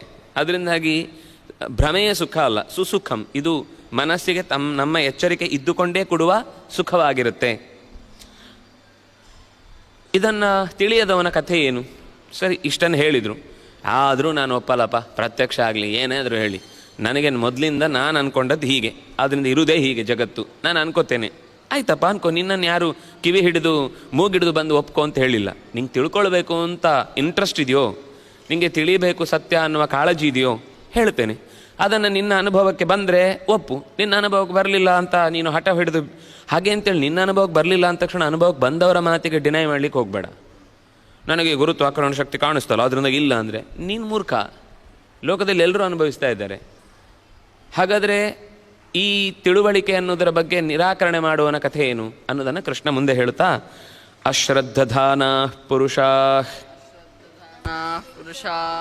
ಅಶ್ರದ್ಧಾನ ಪುರುಷ ಧರ್ಮಸ್ಯಾಸ್ಯ ಪರಂತಪ ಧರ್ಮಸ್ಯಾಸ್ಯ ಪರಂತಪ ಧರ್ಮಸ್ಯಾಸ್ಯ ಪರಂತಪ ಅಪ್ರಾಪ್ಯ ಮಾಂ ನಿವರ್ತಂತೆ ಅಪ್ರಾಪ್ಯ ಮಾಂ ನಿವರ್ತಂತೆ ಅಪ್ರಾಪ್ಯ ಮಾಂ ನಿವರ್ತಂತೆ ಮೃತ್ಯು ಸಂಸಾರ ವರ್ತಮನಿ ಮೃತ್ಯು ಸಂಸಾರ ವರ್ತಮನಿ ಮೃತ್ಯು ಸಂಸಾರ ವರ್ತಮನಿ. ಶ್ರದ್ಧಾನ, ಶ್ರದ್ಧೆ ಇಟ್ಟವನು. ಈ ಶ್ರದ್ಧೆ ಅನ್ನುವುದು ಕೂಡ ಮತ್ತೆ ಅದೋನ ನ್ಯಾಚುರಲ್ ಪವರ್, ಅದು ಒಳಗಿನಿಂದ ಸಹಜವಾಗಿರುತ್ತೆ ಸ್ವಲ್ಪ. ಅದಕ್ಕೆ ಮಣ್ಣು ಹಾಕ್ಬೋದು, ನೀರು ಹಾಕ್ಬೋದು, ಬೆಳಕು ಕೊಡ್ಬೋದು. ಬೀಜವನ್ನು ಸೃಷ್ಟಿ ಮಾಡಲಿಕ್ಕಾಗೋದಿಲ್ಲ, ಬೀಜ ಮರದಿಂದಲೇ ಬರಬೇಕದು. ಅಂದರೆ ಇನ್ನೆಲ್ಲೋ ಇದ್ದದ್ದು ಮರದ ರೂಪದಿಂದ ನಮಗೆ ಕಾಣಿಸುತ್ತೆ. ಮೊದಲೇ ಇದ್ದ ಬೀಜಕ್ಕೆ ಬೇಕಿದ್ದರೆ ನೀವು ಗಿಡ ಆಗುವ ಹಾಗೆ ಅದಕ್ಕೆ ಬೆಳಕು ಕೊಡ್ಬೋದು, ನೀರು ಕೊಡ್ಬೋದು, ಮಾಡ್ಬೋದು. ಸರಿ, ಬೀಜದೊಳಗಿನ ಗುಣ ಅದು ಬೀಜದಲ್ಲೇ ಇರುತ್ತೆ ಹೊರತು ನೀವು ಅದಕ್ಕೊಂದು ಹೊಸ ಗುಣವನ್ನು ತರಲಿಕ್ಕಾಗೋದಿಲ್ಲ. ಬೀಜದಲ್ಲಿ ಅದರದ್ದೇ ಅದು ವಿಸ್ತಾರವಾಗಿ ಬೆಳೆಯುತ್ತೆ, ಡೊಂಕಾಗಿ ಬೆಳೆಯುತ್ತೆ, ಬಣ್ಣ ಕೆಡುತ್ತೆ, ಅಥವಾ ದೀರ್ಘಕಾಲ ಬಾಳುತ್ತೆ. ಇದೆಲ್ಲ ಆಯಾ ಬೀಜದಲ್ಲಿರುವ ಗುಣ. ಶ್ರದ್ಧೆ ಇಲ್ಲದವನ ಒಳಗಿನ ಸ್ವಭಾವ ಇದೆಯಲ್ವ, ಅಶ್ರದ್ಧಾನ. ಶ್ರದ್ಧೆಯನ್ನು ದಧಾನ ಅಂದರೆ ಹೊತ್ತವನು. ಶ್ರತ್ ಅಂದರೆ ತಾನು ತಿಳಿದ ಸಂಗತಿಗಿಂತಲೂ ಕೂಡ ಆಚೆಗೆ ತಿಳಿಯದ ಸಂಗತಿಯೂ ಇರಬಹುದು ಅನ್ನೋದಕ್ಕೆ ಶ್ರತ್ ಅಂತ ಹೆಸರು ಸಂಸ್ಕೃತದಲ್ಲಿ. ಶ್ರತ್ ಅಂದರೆ ತಾನು ತಿಳಿದ ಸಂಗತಿಗಳಿಗಿಂತ ತಿಳಿಯದ ಸಂಗತಿಗಳೂ ಇವೆ ಅಂತ ನಂಬುವವನು. ಅದೇನು ಅಂತ ಗೊತ್ತಾಗೋದಿಲ್ಲ, ಈಗ ಗೊತ್ತಾಗಿರ್ಲಿಕ್ಕಿಲ್ಲ. ಆದರೆ ನಾನು ತಿಳಿದದ್ದಷ್ಟೇ ಸತ್ಯ ಅಲ್ಲ, ತಿಳಿದ ಆಚೆಗೂ ಕೆಲವು ಸತ್ಯಗಳು ಇದ್ದಾವೆ ಅಂತ ಯಾರು ಧರಿಸ್ತಾನೋ ಅವನಲ್ಲಿ ಶ್ರದ್ಧೆ ಇದೆ ಅಂತ ಹೇಳುದು. ಅದನ್ನೇ ಶ್ರದ್ಧಾನ. ಆ ಶ್ರತ್ತನ್ನು ಹೊತ್ತವನು, ತಾನು ತಿಳಿಯಬೇಕಾದ ಸಂಗತಿ ಇನ್ನೂ ಇದೆ ಅಂತ ನಂಬಿದವನು ಯಾರಿದ್ದಾನೋ ಅವನು ಶ್ರದ್ಧಾನ. ಅಶ್ರದ್ಧಾನ, ನಾನು ತಿಳ್ಕೊಂಡಷ್ಟೇ ಸರಿ, ನಾನು ತಿಳ್ಕೊಂಡದಕ್ಕಿಂತ ಆಚೆ ಇನ್ನೊಂದು ಸತ್ಯ ಇರಲಿಕ್ಕೆ ಸಾಧ್ಯವೇ ಇಲ್ಲ. ಲೋಕದ ಬಗ್ಗೆ ಬೇಡ, ನಮ್ಮ ಜೊತೆಗೆ ಒಬ್ಬ ವ್ಯಕ್ತಿ ಇರುವವನ ಬಗ್ಗೆ ನಾವು ಎಷ್ಟು ಖಾಸಾ ದೋಸ್ತಾಗಿರ್ತೇವೆ, ಆದರೂ ಎಷ್ಟೋ ಸಂಗತಿಗಳು ಇನ್ಯಾವುದೋ ಒಂದು ಸಂದರ್ಭದಲ್ಲಿ ಗೊತ್ತಾಗುತ್ತೆ. ಆವಾಗ ಇವನು ಯೋಚನೆ ಮಾಡ್ತಾನೆ, ಅಯ್ಯೋ ಇಷ್ಟು ದಿವಸ ಇವನ ಜೊತೆಗಿದ್ದು ಕೂಡ ನನಗಿದೆಲ್ಲ ಗೊತ್ತಾಗ್ಲಿಲ್ಲಲ್ವಾ. ಅವನಿಗೆ ಹೇಳೋ ಇಷ್ಟ ಇರಲಿಲ್ಲ, ಬೇಡ ನಾನು ಯಾರಿಗೂ ಹೇಳಲ್ಲ, ಇದನ್ನು ಯಾರಿಗೋ ಮಾತು ಕೊಟ್ಟಿರ್ತಾನೋ ಅಥವಾ ಯಾರ ಹತ್ರನೂ ಹೇಳಲಿಕ್ಕೆ ಇಷ್ಟ ಇರೋದಿಲ್ಲೋ ಏನೋ ಇರುತ್ತೆ. ಅದರಿಂದಾಗಿ ನಾವು ಅಂದ್ಕೊಂಡಿದ್ದೆ ಅವನ ತುದಿ ಮೊದಲೆಲ್ಲ ನನಗೆ ಗೊತ್ತಿದೆ, ಅವನ ಜನ್ಮ ಜಾಲಾಡಿಬಿಟ್ಟಿದ್ದೇನೆ ಅಂತ. ಇವನ ಜನ್ಮನೇ ಇವನಿಗೆ ಗೊತ್ತಿಲ್ಲ ಎಲ್ಲಿಂದ ಜಾಲಾಡ್ತಾನೆ, ಇವನು ಹಿಂದೆ ಏನಾಗಿದ್ದ, ನರಿಯೋ ಕುರಿಯೋ ಹಂದಿಯೋ ಕೋಣವೋ ಕಾಳಿಯೋ ಏನು ಯಾರಿಗೊತ್ತು, ಮುಂದೆ ಏನಾಗ್ತಾನೆ ಅದೇ ಗೊತ್ತಿಲ್ಲ. ಆದರೂ ಕೂಡ ನಾವು ಲೋಕದ ಬಗ್ಗೆ ಎಲ್ಲರ ಹತ್ರ ಮಾತಾಡುವಾಗ ನನಗೆ ಎಲ್ಲರ ಬಗ್ಗೆ ನೋಡಿದ ತಕ್ಷಣ ಗೊತ್ತಾಗುತ್ತೆ. ನಾನು ಒಂದು ಸರ್ತಿ ಮೇಲಿಂದ ಕೆಳಗೆ ಒಂದು ಸರ್ತಿ ಕಣ್ಣು ಸ್ಕ್ಯಾನ್ ಮಾಡಿದ ತಕ್ಷಣ ಅವರದ್ದು ಎಲ್ಲ ಬಯೋಡೇಟಾ ಗೊತ್ತಾಗುತ್ತೆ ನನಗೆ ಅಂತ. ಕೇವಲ ಒಂದು ಮೇಲ್ನೋಟದ ವಿಷಯ ಎಲ್ಲರಿಗೂ ಅರ್ಥ, ಅದು ಎಲ್ಲ ಅಲ್ಲ, ಅದು ಒಂದು ಭಾಗ. ಆದರೆ ನಂಬದವರು ತಾನೇ ಸರಿ, ತನ್ನ ಹೊರತಾಗಿ ಬೇರೆ ಯಾರು ಏನು ಮಾಡಿದರೂ ಅದು ತಪ್ಪು, ಅಥವಾ ಬೇರೆಯವರು ಯಾರೂ ಕೂಡ ಸರಿ ಮಾಡಲಿಕ್ಕೆ ಸಾಧ್ಯ ಇಲ್ಲ, ಅದರಿಂದಾಗಿ ನನ್ನ ನಡೆಯೇ ಸರಿಯಾದ ನಡೆ ಅಂತ ಹೀಗೆ ಭಾವಿಸಿ ಶಾಸ್ತ್ರದಲ್ಲಿ ಹೇಳಿದ ಮಾತುಗಳಿಗಿಂತ ತನ್ನ ಮಾತೇ ಹಿರಿದು ಅಂತ ಭಾವಿಸುವ ಶ್ರದ್ಧೆ ಇಲ್ಲದವ ಪುರುಷಾಹ, ಅಂತಹ ಮಂದಿ ಧರ್ಮಸ್ಯ ಅಸ್ಯ, ಈ ಧರ್ಮದ ಅಂದರೆ ಈಗ ಧರ್ಮ್ಯಂ ಅಂತ ಹೇಳಿದ್ರಲ್ವ, ಈ ಧರ್ಮದ ನೆಲೆಯಲ್ಲಿ ಇರುವಂತಹ ತಿಳಿವನ್ನು ಯಾರು ಒಪ್ಪುವುದಿಲ್ಲ ಅಂದರೆ ಒಪ್ಪಬೇಕು ಅಂತ ತಾತ್ಪರ್ಯ ಅಲ್ಲ, ಒಪ್ಪಿದರೆ ನಿನಗೆ ಲಾಭ ಇದೆ, ನೀನು ಆಮೇಲೆ ಪರೀಕ್ಷೆ ಮಾಡು. ಒಪ್ಪುದು ಅಂದರೆ ಕಣ್ಣು ಮುಚ್ಚಿ ಒಪ್ಪು ಅಂತ ಯಾವತ್ತೂ ಹೇಳಲ್ಲ ಶಾಸ್ತ್ರ. ನಿನಗೇನು ಹೇಳಿದ್ರೋ ಅದನ್ನು ನಿನ್ನ ಜೀವನದಲ್ಲಿ ಅನುಭವಿಸಲಿಕ್ಕೆ ಪ್ರಯತ್ನಿಸು. ಅತೀತವಾದ ಶಕ್ತಿಯ ಬಗ್ಗೆ ಅನುಭವಕ್ಕೆ ಸ್ವಲ್ಪ ಅತೀತವಾದ ಬದುಕನ್ನು ಆಚರಿಸಬೇಕಾಗತ್ತೆ. ಎಲ್ಲ ವಸ್ತುಗಳನ್ನು ನೋಡುವ ಹಾಗೆ ದೇವರನ್ನು ನೋಡಲಿಕ್ಕಾಗೋದಿಲ್ಲ. ಆದರೆ ದೇವರು ಈ ಕೆಲಸವನ್ನು ಮಾಡಿರಬಹುದು, ಈ ಕೆಲಸ ಅವನಲ್ಲದೇ ಇದ್ದರೆ ಬೇರೆಯವರು ಮಾಡಲಿಕ್ಕೆ ಸಾಧ್ಯ ಇಲ್ಲ ಅನ್ನುವ ಅನೇಕ ಘಟನೆಗಳು ನಮ್ಮ ಸುತ್ತ ಇರ್ತವೆ. ಮನುಷ್ಯನಿಗಿಂತ ಅತೀತವಾದ ಶಕ್ತಿ ಏನೋ ಕೆಲಸ ಮಾಡ್ತಾ ಇದೆ. ಅದಕ್ಕೆ ಅವನು ಏನೋ ಹೆಸರು ಕೊಡಲಿ, ಅದು ಮಳೆಯ ದೇವತೆ ಅಂತನೋ, ನೀರಿನ ದೇವತೆ ಅಂತನೋ, ಬೆಂಕಿಯ ದೇವತೆ ಅಂತನೋ ಏನಾದರೂ ಕೊಡಲಿ. ಆದರೆ ಅದರಲ್ಲಿ ಒಂದು ಬರೀ ಜಡ ಮಾತ್ರ ಕೆಲಸ ಮಾಡೋದಿಲ್ಲ. ಬರೀ ಜಡ ಕೆಲಸ ಮಾಡೋದಾದರೆ ಕುರ್ಚಿಗಳು ನಿನ್ನೆ ಎಲ್ಲ ಹೇಗೇಗೋ ಇಟ್ಟರೂ ಕೂಡ ಬೆಳಗ್ಗೆ ವಾಪಸ್ ಬರೋಗೆ ಎಲ್ಲ ಯಥಾ ಪ್ರಕಾರ ಮೊದಲನ ಹಾಗೆ ಜೋಡಿಸ್ಕೊಂಡಿರಬೇಕು. ಜಡ ಕೆಲಸ ಮಾಡುತ್ತೆ ಅಂತ ಆದರೆ ಯಾವತ್ತೂ ಆಗಲ್ಲ. ಮತ್ತೆ ಯಾರಾದರೂ ಬಂದು ಮ್ಯಾನ್ಯಲ್ ಆಗಿ ಎತ್ತಿ ಇಡಲೇಬೇಕು, ಒಬ್ಬ ಮನುಷ್ಯ ಕೆಲಸ ಮಾಡಲೇಬೇಕು. ಇಲ್ಲೂ ಕೂಡ ಇದರಲ್ಲಿ ಇಷ್ಟು ಧ್ವನಿ ಎತ್ತರಕ್ಕೆ ಬರುತ್ತೆ, ಇದರಲ್ಲಿ ಯಾರಾದರೂ ಬಂದು ನಿಂತು ಕೆಲಸ ಮಾಡ್ತಾರೆ, ಇಲ್ಲ ಒಬ್ಬ ಸ್ವಿಚ್ ಹಾಕೋನಾದರೂ ಬೇಕಲ್ವ. ಇಲ್ಲ ಆಟೋ ಮಾಡಿಟ್ಟಿದ್ದೇವೆ, ಯಾರಾದರೂ ಈಗ ಬಂದು ಮೈಕನ್ನಿದ್ರು ನಿಂತ ತಕ್ಷಣ ಆನ್ ಆಗುತ್ತೆ ಅಂದರೆ ಸರಿ, ಆ ಆಟೋವನ್ನು ಮೊದಲೊಮ್ಮೆ ಮಾಡಿಡಬೇಕಲ್ಲ ಒಬ್ಬ. ಹೀಗೆ ಯಾರದಾದ್ರೂ ಧ್ವನಿ ಬಂದ ತಕ್ಷಣ ಅದು ಆನ್ ಆಗಬೇಕು ಅಂತ. ನೀವು ಎಷ್ಟೇ ಹಿಂದೆ ಹೋಗಿ ಅದರಲ್ಲಿ ಒಂದು ಕೈವಾಡ ಇದೆ, ಆ ಕೈವಾಡ ಚೇತನವೇ ಆಗಿರುತ್ತೆ. ಜಡ ಯಾವತ್ತೂ ಯಾವ ಕೆಲಸವನ್ನು ಪೂರ್ಣವಾಗಿ ಮಾಡಲಿಕ್ಕೆ ಸಾಧ್ಯ ಇಲ್ಲ. ಹಾಗಾಗಿ ಚೇತನದಲ್ಲಿ 100 ಇದೆ, ಒಂದಲ್ಲ. ಕಾಣುವ ಚೇತನಗಳು, ಕಾಣದ ಚೇತನಗಳು. ಕಾಣುವ ಚೇತನದ್ದಾದರೂ ನಾವು ನಂಬ್ತೇವೆ, ಕಾಣದ ಚೇತನದ್ದು ಏನೋ ಮರೆ ಆ ಮನೆಯಲ್ಲಿ ನಾನು ಎಲ್ಲ ಸರಿ ಮಾಡಿ ಇಟ್ಟಿದ್ರು ಮತ್ತೆ ಬೆಳಿಗ್ಗೆ ಬರುವಾಗ ಎಲ್ಲ ಉಲ್ಟಾ ಪಲ್ಟಾ ಆಗಿರುತ್ತೆ, ಯಾರು ಅಂತ ಗೊತ್ತಿಲ್ಲ ಅಂತ ಟೆನ್ಷನ್ ಶುರುವಾಗಿರುತ್ತೆ.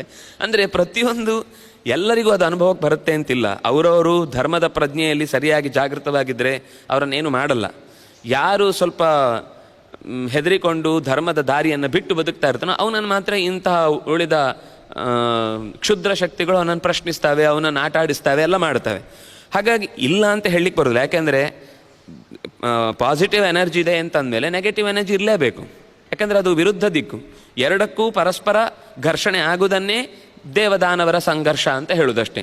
ಅದು ನಿರಂತರ ಅನಾದಿ ಕಾಲದಿಂದ ಅನಂತ ಕಾಲದವರೆಗೂ ಅದು ನಡೀತಾ ಇರುತ್ತೆ. ಅದರಲ್ಲಿ ನಮ್ಮ ಪಾತ್ರ ನಮ್ಮ ಕರ್ತವ್ಯ ಏನು ಅಂತ ತಿಳಿಯುವ ಪ್ರಯತ್ನದಿಂದ ಅವನು ಸ್ವಲ್ಪ ಶ್ರದ್ಧೆ ಇಟ್ಟು ಹಿಂದಿನವರು ಹೇಳಿದ್ದನ್ನು ಕೇಳಿ ಅರ್ಥ ಮಾಡಿಕೊಂಡ ಅಂತಂದರೆ ಆಗ ಅವನಿಗೆ ಸತ್ಯ ಗೊತ್ತಾಗುತ್ತೆ. ಆದರೆ ಧರ್ಮದ ದಾರಿಯಲ್ಲಿ ಇರುವ ಈ ವಿಷಯವನ್ನೇ ಅವನು ಅಸ್ಯ ಧರ್ಮಸ್ಯ ಅಶ್ರದ್ಧಾನಾ, ಈ ಧರ್ಮದ ದಾರಿಯಲ್ಲಿ ನಡೆಸಬಹುದಾದ ಮಾತುಗಳಿಗೆ ಕಿವಿ ಕೊಡದೆ ಅದರಲ್ಲಿ ಶ್ರದ್ಧೆ ಇಡದೆ ಅದನ್ನು ನಿರಾಕರಿಸುವಂಥವನಾದರೆ ಮಾಂ ಅಪ್ರಾಪ್ಯ ನಿವರ್ತಂತೆ, ನನ್ನ ತನಕ ಅವನು ಬರುವುದಕ್ಕಿರುವ ಅವಕಾಶವನ್ನು ಕಳ್ಕೊಳ್ತಾನೆ. ಅಪ್ರಾಪ್ಯ ಮಾಂ ನಿವರ್ತಂತೆ ಮೃತ್ಯು ಸಂಸಾರ ವರ್ತಮನಿ. ಎಲ್ಲಿಗೆ ನಿವರ್ತಂತೆ? ಮೃತ್ಯುವಿನ ಅಂದರೆ ಮತ್ತೆ ಜಂಜಾಟದ ತಿರುಗಾಟದ ಚಕ್ರದ ಒಳಗೆ. ವರ್ತ್ಮ ಅಂದರೆ ದಾರಿ ಅಂತ ಅರ್ಥ. ಸಂಸಾರ ಅಂದರೆ ಸಾರ ಅಂದರೆ ಓಡಾಡ್ತಾ ಇರೋದು. ಸಮ್ಯಕ್ ಸಾರ ಅಂದರೆ ಬರೀ ಓಡಾಡ್ತಾ ಇರೋದು. ಓಡಾಟ ಬಿಟ್ಟು ಬೇರೆ ಇಲ್ಲವೇ ಇಲ್ಲ. ಆಫೀಸಿಗೆ ಹೋಗು, ಅಂಗಡಿಗೆ ಹೋಗು, ಸಾಮಾನು ತಗೋ, ಮನೆಗೆ ಬಾ, ಮತ್ತೆ ಒಂದಿಷ್ಟು ಅಲ್ಲಿ ಜಗಳಾಡು, ಒಂದಿಷ್ಟು ಇನ್ನು ಹೊರಗೆ ಹೋಗಿ ಗಲಾಟೆ ಮಾಡ್ಕೊಂಡು ವಾಪಸ್ ತಿರುಗಾಡು, ರಾತ್ರಿ ಎಲ್ಲ ಸುತ್ತಾಡು, ಮತ್ತು ವಾಪಸ್ ಮನೆಗೆ ಬಾ, ಮಲ್ಕೋ, ಬೆಳಿಗ್ಗೆ ಏಳು ಮತ್ತೆ ಹೊರಡು. ಇದು ತಪ್ಪು ಅಂತ ಹೇಳಿದ್ದಲ್ಲ, ಇಷ್ಟೇ ಅಲ್ಲ ಲೈಫು. ಇದರ ಜೊತೆಗೆ ಇನ್ನೇನೇನೋ ಒಂದಿಷ್ಟು ಇದೆ. ಮನೆಯಲ್ಲಿ ಒಂದಿಷ್ಟು ಧರ್ಮ ಕರ್ಮ, ಬಂಧು ಬಳಗ, ಬೇರೆಯವರ ಜೊತೆಗೆ ಒಂದಿಷ್ಟು ಒಡನಾಟ, ಊರೂರು ಶ್ರದ್ಧೆಯಿಂದ ತಿರುಗಿ ಅಲ್ಲಿಯ ವೈಶಿಷ್ಟ್ಯವನ್ನು ಅರ್ಥ ಮಾಡಿಕೊಳ್ಳೋದು. ಬರೀ ಈ ಸಾಮಾನ್ಯ ಇವತ್ತಿನ ಹೊಟ್ಟೆಪಾಡಿಗಾಗಿ ಅಷ್ಟೇ ಜೀವನ ನಡೆಸೋರಿಗೆ, ಒಂದೇ ಥರ ಬದುಕುವವರಿಗೆ ಬರೀ ಬಸ್ಸಲ್ಲಿ ಕೂತದ್ದು ನೆನಪಿರುತ್ತೆ, ಹೋಗಿ ಕೊಟ್ಟಿದ್ದು ನೆನಪಿರುತ್ತೆ, ವಾಪಸ್ ಬಸ್ಸಲ್ಲಿ ಬಂದದ್ದು ನೆನಪಿರುತ್ತೆ, ರಾತ್ರಿ ಬಂದು ಮಲ್ಕೊಂಡಿದ್ದು, ವೀಕೆಂಡಲ್ಲಿ ಮಾತ್ರ 2 ದಿವಸ ಹುಚ್ಚರ ಥರ ಏನೋ ಮೈ ಮರೆತು ಕುಣಿದು ಕುಪ್ಪಳಿಸಿ ಮತ್ತೆ ಮರೆತೋಗಿ ಮತ್ತೆ ಅಯ್ಯೋ ಸೋಮವಾರ ಬಂತಲ್ವಾ ಅಂತ ಬೇಸರ ಪಟ್ಕೊಂಡು, ಶುಕ್ರವಾರ ಬಂತಲ್ವಾ ಅಂತ ಮುಖ ಅರಳಿಸ್ಕೊಂಡು, ಇಷ್ಟೇ ಜೀವನ. ಇಡೀ ಒಂದು 40 ವರ್ಷ ದಾಟಿ ಆದಮೇಲೆ ಅವರು ಲೈಫನ್ನು ಒಂದು ಸರ್ತಿ ರಿವೈಂಡ್ ಮಾಡಿ ನೋಡಿದರೆ ಅದೇ ತಿರುಗ್ತಾ ಇರುತ್ತೆ. ಎಷ್ಟು ಮುಗಿದು ಎಲ್ಲ ಮುಗಿದ ಮೇಲೂ ಹೊಸ್ತು ಒಂದು ದಿವಸದ್ದು ಇಲ್ಲ. ಅದೇ ಅಡ್ವೆಂಚರು ಜೀವನದಲ್ಲಿ. ಎಲ್ಲ ಹೊಸ ಹೊಸ ಥರದ ನಿರ್ಧಾರಗಳು ಆಗಲಿ ಬಂತು, ಏನು ಬಂದರೂ ಸರಿ. ಯಾರು ಹೊಸತನಕ್ಕೆ ತನ್ನನ್ನು ಒಡ್ಡಿಕೊಳ್ತಾ ಇರ್ತಾನೋ, ಒಂದು ಬದಲಾವಣೆಗಳಿಗೆ ತನ್ನನ್ನು ಸ್ಪರ್ಶಿಸಿಕೊಳ್ಳಿಕ್ಕೆ ಬಯಸ್ತಾ ಇರ್ತಾನೋ, ಅವನು 100 ಥರದ ಜನರ ಜೊತೆಗೆ ಭೇಟಿಯಾಗಿರುವುದು, 100 ಥರದ ಘಟನೆಗಳಿಗೆ ಸಾಕ್ಷಿಯಾಗುವುದು, 100 ಥರದ ವ್ಯಕ್ತಿತ್ವಗಳನ್ನು ರೂಢಿಸಿಕೊಳ್ತಾ ಹೋಗೋದು. ಸ್ವಲ್ಪ ದಿವಸ ಅದು ಮಾಡಿದ್ದೆ, ಸ್ವಲ್ಪ ದಿವಸ ಇದು ಮಾಡಿದ್ದೆ, ಸ್ವಲ್ಪ ದಿವಸ ಇನ್ನೊಂದು ಗೊತ್ತಿತ್ತು. ಆದರೆ ಅದರ ಬೇಸಿಕ್ ಒಂದು ರೂಲ್ ಇದೆ ಒಳಗಿನಿಂದ. ತಾನು ಮಾಡ್ತಾ ಇರುವ ಕೆಲಸ ಅದು ದೇವರಿಗೆ ಚಿತ್ತಕ್ಕೆ ಬಂದರೆ ಆಯಿತು ಅಂತ. ಉಳಿದದ್ದೆಲ್ಲ ಜೀವನದಲ್ಲಿ ಬಂದ ಹಾಗೆ ಸ್ವೀಕರಿಸ್ತಾ ಮುಂದೆ ಹೋಗ್ತಾ ಇದ್ದಾನೆ ಅಂತಂದರೆ ಅವನದ್ದು ವರ್ಣರಂಜಿತವಾದ ಬದುಕಾಗುತ್ತೆ. ಅನೇಕ ಥರದ ವಿಷಯಗಳಿಗೆ ಅವನು ತೆರ್ಕೊಂಡಿರ್ತಾನೆ. ಅದರಿಂದಾಗಿ ಪ್ರತಿಯೊಂದು ವಿಷಯದಲ್ಲೂ ಒಂದು ಕೀನ್ ಇಂಟ್ರೆಸ್ಟ್ ಕೊಟ್ಟು ಅವನು ಗಮನಿಸುವ ಒಂದು ಸ್ವಭಾವವನ್ನು ಪಡ್ಕೊಳ್ತಾನೆ. ಹಾಗಾಗಿ ಬದುಕಿನಲ್ಲಿ ಹೊಸತು ಅಂತ ಯಾವುದಾದ್ರೂ ಬಂದಾಗ ಇದನ್ನು ನನಗೆ ಸ್ವೀಕರಿಸಲಿಕ್ಕೆ ಶಕ್ತಿ ಇಲ್ಲ ಅಂತ ಭಾವಿಸಿ ಬಿಟ್ಟ ಅಂದರೆ ಮತ್ತೆ ಅದು ಹೊಸತು ಒಂದು ಸರ್ತಿ ಬಾಗಿಲು ತಟ್ಟತ್ತಷ್ಟೇ. ಯಾವತ್ತೋ ಅಪಾರ್ಚುನಿಟಿ ಅಂತ ಅನ್ನೋದು ಒಂದೇ ಸರ್ತಿ ನಾಕ್ ಮಾಡೋದು, 2ನೇ ಸರ್ತಿ ನಾಕ್ ಮಾಡಲ್ಲ. ಅವನಾಗ ಅದನ್ನು ಬಿಟ್ಟ ಅಂದರೆ ಹೋಯ್ತು ಅಂತ ಅರ್ಥ. ಹಾಗಾಗಿ ಯಾರು ಶ್ರದ್ಧಾಳು ಇರ್ತಾನೋ ಅವನು ಎಲ್ಲದರಲ್ಲೂ ಒಂದು ಹೊಸತನವನ್ನು ಹುಡುಕ್ತಾ ಇರ್ತಾನೆ. ಅದರಲ್ಲಿ ಏನಾದರೂ ಸಿಕ್ಕಿದ್ರೆ ಅದರಲ್ಲಿ ಗಮನಿಸಲಿಕ್ಕೆ ಇಷ್ಟಪಡ್ತಾ ಇರ್ತಾನೆ. ಹಾಗಾಗಿ ಹೇ ಪರಂತಪ, ಶ್ರೇಷ್ಠವಾದದ್ದನ್ನು ಆಲೋಚನೆ ಮಾಡುವ ಶಕ್ತಿ ಉಳ್ಳವನೇ ಅಂತ ಅರ್ಜುನನಿಗೆ. ನಮಗೂ ಹಾಗೆ ಪರಂತಪ. ಪರ ಅಂದರೆ ಶತ್ರುಗಳು ಅಂತ ಅರ್ಥ ಇದೆ. ಅರ್ಜುನನಿಗಾಗುವಾಗ ಪರರನ್ನು ತಾಪಕ್ಕೀಡು ಮಾಡುವವನು, ಪರರನ್ನು ಸೋಲಿಸುವವನು. ಇನ್ನು ಪರಂ ಶ್ರೇಷ್ಠವಾದ ಸತ್ಯವನ್ನು ಅರಿಯುವ ಕಡೆಗೆ ಮನಸ್ಸನ್ನು ಸದಾ ಹಾತೊರೆಯುವಂತೆ ಮಾಡಿಕೊಳ್ಳುವವನು ಪರಂತಪ. ನೀನು ಪರಂತಪನಾಗಬೇಕು ಅಂತ ನಮಗೂ ಹೇಳ್ತಾ, ತಪತಿ ಅಂದರೆ ಸುಡುವುದು ಅಥವಾ ತಪತಿ ಅಂದರೆ ಆಲೋಚಿಸುವುದು, ಶ್ರೇಷ್ಠವಾದದ್ದನ್ನು ಧ್ಯಾನಿಸುವುದು, ಚರ್ಚೆ ವಿಮರ್ಶೆಗಳ ಮೂಲಕ ಜೈ ಚಿಂತಾಯಾಮ್ ಚಿತಿ ಸಂಜ್ಞಾನೆ, ಚೆನ್ನಾಗಿ ತಿಳ್ಕೊಳ್ಳೋದು. ಆ ತಿಳಿದುಕೊಳ್ಳುವ ಕುತೂಹಲ ಏನಿದೆ ಅದು ಯಾವತ್ತೂ ತಣಿಲಿಕ್ಕೆ ಬಿಡಬೇಡ. ಏನಾದರೂ ಸಿಕ್ಕಿತು, ಕಲಿಯುವುದಕ್ಕೆ ಒಂದು ವಯಸ್ಸು ಅಂತಿದೆಯಾ, ಇಷ್ಟು ತನಕ ಮಾತ್ರ ಕಲಿಯುವುದು ಅಂತ. ನಿಜವಾದ ಕಲಿಯುವವನಾದರೆ ಅಧ್ಯಾಪಕ ಎಲ್ಲರಿಗಿಂತ ದೊಡ್ಡ ವಿದ್ಯಾರ್ಥಿ. ಯಾಕೆಂದರೆ ಸಾಯುವ ತನಕವೂ ಅವನಿಗೆ ಪ್ರತಿಯೊಂದು ಪ್ರಪಂಚದಲ್ಲಿ ಹೊಸ್ತು ಕಾಣ್ತಾ ಇರ್ತಾನೆ, ನಾನು ತಿಳ್ಕೊಳ್ತಾ ಇರ್ತಾನೆ. ಹಾಗಿದ್ರೆ ಮಾತ್ರ ಅವನು ಬದುಕಿದ ಅಧ್ಯಾಪಕ. ಇಲ್ಲಾಂದರೆ ಆಮೇಲೆ ಟೇಪ್ ರೆಕಾರ್ಡರ್, ಹಳೆದನ್ನೇ ಮತ್ತೆ ಒತ್ತು, ಹೇಳ್ತಾ ಇರು, ಪರೀಕ್ಷೆಯಲ್ಲಿ ಪಾಸ್ ಮಾಡು, ವಾಪಸ್ ಮನೆಗೆ ಬಾ, ಮತ್ತೆ ಅದೇ ಪಾಠ ಮಾಡು, ಅದನ್ನೇ ಇಂಟ್ರೆಸ್ಟ್ ಇಲ್ಲದೆ ಏನೋ ಹೇಳಿ ಮುಗಿಸ್ತಾ ಇತ್ತು. ಪುಸ್ತಕ ಈಗ ಮುಚ್ಚುವಾಗ ಸಾಕಾಯಿತು ಅಂತ ಅನ್ನಿಸ್ತಾ ಇರುತ್ತೆ ಅವನಿಗೆ. ಅದು ಪಾಠವೇ ಅಲ್ಲ. ತಾನೇ ಇನ್ವಾಲ್ವ್ ಆಗಲಿಕ್ಕಾಗದೇ ಇರುವ ವಿಷಯದಲ್ಲಿ ಹುಡುಗರನ್ನು ಹೇಗೆ ಇನ್ವಾಲ್ವ್ ಮಾಡೋದು? ಅದು ಪಾಠ ಅಂದರೆ ಏನು ಅಂದರೆ ಕೊನೆಗೆ ಒಂದು ಗಿಳಿಪಾಠ. ಗಿಳಿಗೆ ಒಂದು ಸರ್ತಿ ಹೇಳಿಕೊಡುವ ತನಕ ಸ್ವಲ್ಪ ಕಷ್ಟ, ಆಮೇಲೆ ಅದನ್ನೇ ಉರು ಹೊಡಿತಾ ಇರುತ್ತೆ. ಅದಕ್ಕಿಂತ ಇನ್ನು ನೀವು ನೆಕ್ಸ್ಟ್ ಈ ಸರ್ತಿ ಸಿಲೆಬಸ್ ಚೇಂಜ್ ಆಗಿದೆ ಅಂತ ಬೇರೆ ಹೇಳ್ಕೊಡಿ, ಅದಾಗಲ್ಲ, ಅದು ಹಳೇದನ್ನೇ ಹೇಳುತ್ತೆ. ಮತ್ತೆ ನಾವು ಟೇಪ್ ರೆಕಾರ್ಡರ್ ಆಗಬಾರ್ದು ಅಂತಂದರೆ ಸ್ವಲ್ಪ ಪರಂತಪರ ಆಗಬೇಕು, ಆಲೋಚನೆ ಮಾಡುವುದಾಗಬೇಕು. ಹಾಗೆ ಆಲೋಚನೆ ಮಾಡಿದಾಗ ಮೃತ್ಯು ಅಂದರೆ ಕೇವಲ ಸಾವು ಅಂತ ಅಷ್ಟೇ ಅಲ್ಲ.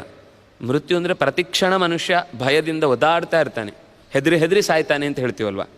ಹೀಗಾದರೆ ನಾಳೆ ನಂದು ಇಷ್ಟೆಲ್ಲ ಬರೆದು ಫೇಲ್ ಆಗಿಬಿಟ್ರೆ, ಫೇಲ್ ಆದಮೇಲೆ ಮನೆಯಲ್ಲ ಅಪ್ಪ ಹೀಗಂದ ಮೇಲೆ ಉಳಿದವ್ರೆಲ್ಲ ನಕ್ಕು ಬಿಟ್ಟರೆ, ಅದು ರೇ ಮುಗಿಯುವುದೇ ಇಲ್ಲ, ಹೋಗ್ತಾ ಇರುತ್ತೆ. ಸಾಯೋ ತನಕನೂ ಆ ರೇ ಕಾಡ್ತಾನೆ ಇರುತ್ತೆ.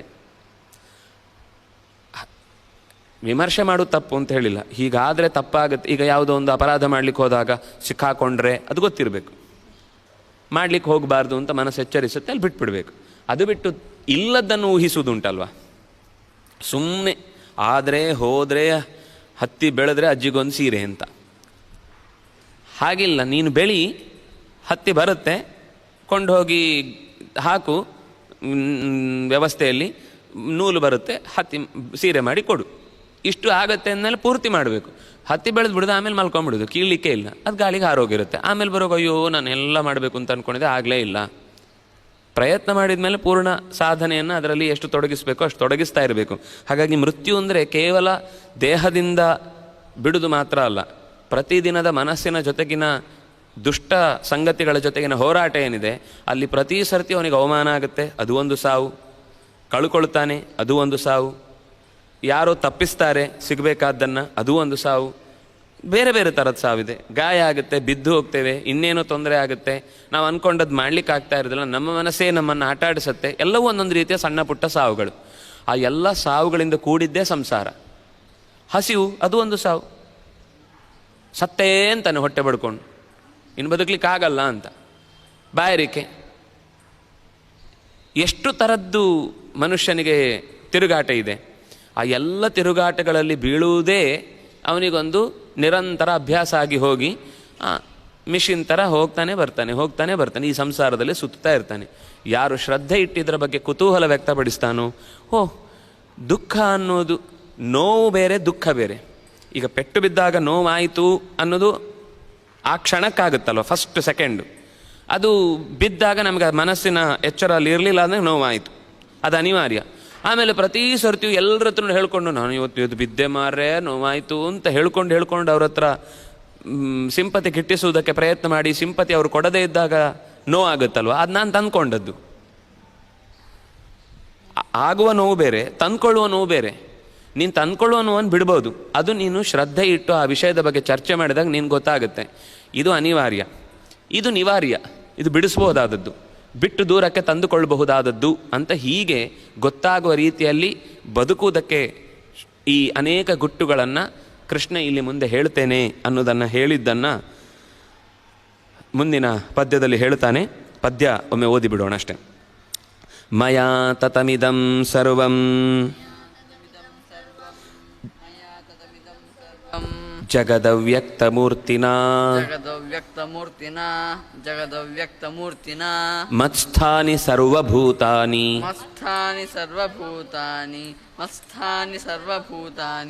ನ ಚಾಹಂ ತೇಷ್ವವಸ್ಥಿತಃ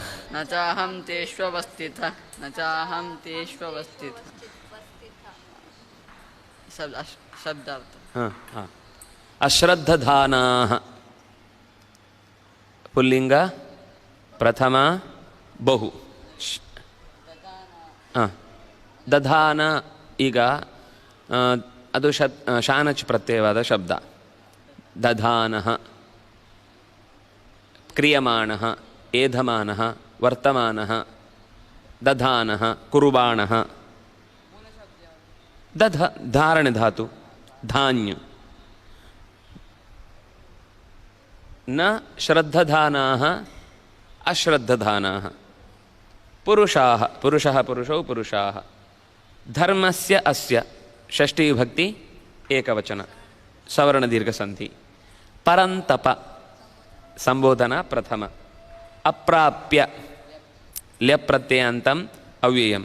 ನ ಪ್ರಾಪ್ಯ ಅಪ್ರಾಪ್ಯ ನನ್ಯ ತತ್ಪುರುಷ ಅಂತ ಹೇಳ್ತಾರೆ. ಮಾಂ ದ್ವಿತೀಯ ಏಕವಚನ ಅಸ್ಮತ್ ಶಬ್ದ. ಮಾಂ ಮಾ ಆವಾಮ್ನೌ ಅಸ್ಮಾನ್ನಃ. ನಿವರ್ತಂತೆ ಲಟ್ ಪ್ರಥಮ ಬಹು ಲಕಾರ ಪುರುಷ ವಚನ ಲಿಂಗ ವಿಭಕ್ತಿ ವಚನ. ಹಾಗೆ ಹೇಳುವುದು ಅಭ್ಯಾಸ ಮಾಡಿಕೊಂಡ್ರೆ ನೀವು ಎಲ್ಲಿ ಹೋದರೂ ಆ ರೂಟ್ ತಪ್ಪಲ್ಲ. ಲಟ್ ಪ್ರಥಮ ಬಹು ನಿವರ್ತತೆ ನಿವರ್ತೇತೆ ನಿವರ್ತಂತೆ ನೀ ಉಪಸರ್ಗ ಆತ್ಮನೇಪದ. ನೀ ನಿತರಾಂ ನಿರಂತರ ನಿರಂತರ ನಿವರ್ತತೆ ತಾನೇ ಸಿಕ್ಕಿ ಹಾಕೊಳ್ಳೋದು ಅಂತ. ಮೃತ್ಯು ಸಂಸಾರ ವರ್ತಮನಿ. ವರ್ತ್ಮ ಅಂದರೆ ದಾರಿ ಸಪ್ತಮಿ. ನಪುಂಸಕಲಿಂಗ ಸಪ್ತಮಿ ಏಕವಚನ. ವರ್ತ್ಮ ವರ್ತಮನೀ ವರ್ತ್ಮಾನಿ ಪ್ರಥಮ ವಿಭಕ್ತಿ ಏಕವಚನ. ವರ್ತ್ಮ ವರ್ತಮನೀ ವರ್ತ್ಮಾನಿ. ವರ್ತ್ಮನಾ ವರ್ತ್ಮಭ್ಯಾಂ ವರ್ತ್ಮಭಿಃ. ವರ್ತ್ಮನೇ ವರ್ತ್ಮಭ್ಯಾಂ ವರ್ತ್ಮಭ್ಯಃ. ವರ್ತ್ಮನಃ ವರ್ತ್ಮಭ್ಯಾಂ ವರ್ತ್ಮಭ್ಯಃ. ವರ್ತ್ಮನಃ ವರ್ತ್ಮನೋಃ ವರ್ತ್ಮನಾಂ. ವರ್ತ್ಮನಿ ವರ್ತ್ಮನೋಃ ವರ್ತ್ಮತ್ಸು. ಹೇ ವರ್ತ್ಮ ಹೇ ವರ್ತ್ಮನಿ ಹೇ ವರ್ತ್ಮಾನಿ ಅಂತ ಶಬ್ದ ನಡೆಯುತ್ತೆ. ಸಂಸಾರಸ್ಯ ವರ್ತ್ಮ ಸಂಸಾರ ವರ್ತ್ಮ. ಅದು ಎರಡೂ ಇಟ್ಕೊಂಡ್ರೆ ಮೃತ್ಯು ಮತ್ತು ಸಂಸಾರ ಅಂತ ಇಟ್ಕೊಳ್ಬೋದು, ಮೃತ್ಯುವೆಂಬ ಸಂಸಾರ ಅಂತ ಇಟ್ಕೊಳ್ಬೋದು. ಹೇಗಿಟ್ಕೊಂಡ್ರೂ ಒಟ್ಟು ಸಾವಿನ ಸುತ್ತಾಟದ ಚಕ್ರದಲ್ಲಿ ದಾರಿಯಲ್ಲಿ ಸಿಲುಕುತ್ತಾನೆ ಅಂತ ಒಟ್ಟು. ಅಲ್ಲಿ ವರ್ತ್ಮ ಅಂತ ಶಬ್ದ ಯಾಕೆ ಬಳಸಿದ್ರು ಅಂದರೆ ಸುಳಿಯದು, ಆವರ್ತನ, ಆವೃತ್ತಿ, ರಿಪೀಟೆಡ್. ಯಾವುದು ವರ್ತ್ಮ ಅಂದರೆ ಯಾವುದು ಹೋಗಿ ಮತ್ತೆ ಅಲ್ಲಿಗೆ ಬರುತ್ತೋ ಅದು ವರ್ತ್ಮ. ಸಂಸಾರ ಅನ್ನೋದು ಸರತಿ, ಸುಳಿಯಲ್ಲಿ ಸುತ್ತಿಸ್ತಾನೇ ಇರುತ್ತೆ. ಅದನ್ನಾಗದು ಅದು ಮೃತ್ಯು. ಅದಕ್ಕೆ ಅದು ಸುಳಿ ಅಂತ ಹೇಳೋದು. ಈ ನದಿಯಲ್ಲಿ ಸುಳಿ ಬರುತ್ತಲ್ವ, ಅದು ಮೃತ್ಯು ಸಂಸಾರ. ಅದು ತೊಗೊಂಡೋಗಿ ಒಳಕ್ಕೆ ತೊಗೊಂಡೋಗುತ್ತೆ. ಹಾಗೆ ಇದರಲ್ಲಿ ಒಂದು ಸರ್ತಿ ವಾಪಸ್ ನದಿಯ ಪರಿಸರದಲ್ಲಿ ಬಂದ ಅಂದರೆ ಮತ್ತೆ ಅದು ಸುತ್ತಿಸಿ ಅದರಿಂದ ತಪ್ಪಿಸಿಕೊಂಡು ಬರೋದು ಸಾಧ್ಯವೇ ಇಲ್ಲ. ಇನ್ನು ಆ ರೀತಿ ಈಜಿನ ಪಟ್ಟುಗಳು ಗೊತ್ತಿದ್ದರೆ ಮಾತ್ರ ತಪ್ಪಿಸಿಕೊಳ್ಳಿಕ್ಕಾಗುತ್ತೆ. ಇಲ್ಲ ಅಂದರೆ ಆ ಸುಳಿಯಲ್ಲಿ ಬಂದ ಅಂದರೆ ಅದರೊಳಗೆ ಆಳಕ್ಕೆ ಇಳಿತಾನೆ, ಉಸಿರು ಕಟ್ಟಿ ಪೂರ ಎಲ್ಲ ಆದಮೇಲೆ ಇನ್ಯಾವಾಗಲೂ ನೀರು ಶಾಂತ ಆದಾಗ ಮೇಲೆ ತೇಲುತ್ತೆ. ಅಲ್ಲಿ ತನಕ ಅದು ನೀರಿನ ಆಳಕ್ಕೆ ಕೊಂಡು ಹೋಗಿ ಸುತ್ತಿಸ್ತಾ ಇರುತ್ತೆ. ಪ್ರಜ್ಞೆ ತಪ್ಪಿಸತ್ತೆ, ಇದು ಉಸಿರು ಕಟ್ಟಿಸತ್ತೆ, ಎಲ್ಲ ಆಗಿ ಕೊನೆಗೆ ಅದು ಇನ್ನೇನು ಇಲ್ಲ, ಛಿದ್ರ ಆಯಿತು ಅಂತಂದ್ಮೇಲೆ ಬಿಡುತ್ತೆ. ಅದು ಸಂಸಾರವು ಹಾಗೇನೆ. ಸುಳಿಯಲ್ಲಿ ಸಿಕ್ಕಿದ ಅಂದರೆ ಮತ್ತೆ ಮೇಲೆ ಸ್ವಲ್ಪ ದಿವಸ ಆದಮೇಲೆ ನಿಧಾನಕ್ಕೆ ಬಿಡುತ್ತೆ. ಎಲ್ಲ ಚಂಪಂಚೂರು ಮಾಡಿ ಬಿಟ್ಟಿರುತ್ತೆ. ಅಪ್ಪಚ್ಚಿ ಮಾಡಿ ಪಾರ್ಟ್ಗಳನ್ನೆಲ್ಲ ಕಳಚಿ ಇಟ್ಟು ಮತ್ತೆ ಜೋಡಿಸ್ಲಿಕ್ಕೆ ಯಾವ್ದು ಎಲ್ಲೆಲ್ಲಿದ್ದು ಅಂತಲೇ ಗೊತ್ತಾಗದಾಗೆ ಎಲ್ಲ ಚಂಪಂಚೂರು ಮಾಡಿ ಬಿಸಾಕುತ್ತೆ. ಅದರಿಂದಾಗಿ ಆ ವ್ಯವಸ್ಥೆಯ ಮಧ್ಯದಲ್ಲಿ ಸಿಲುಕದಂತೆ ಸ್ವಲ್ಪ ನಾನು ಹೇಳುವ ಗುಟ್ಟನ್ನು ಕೇಳಿ ಅಂತ ಕೃಷ್ಣ ಹೇಳ್ತಾ ಇದ್ದಾನೆ.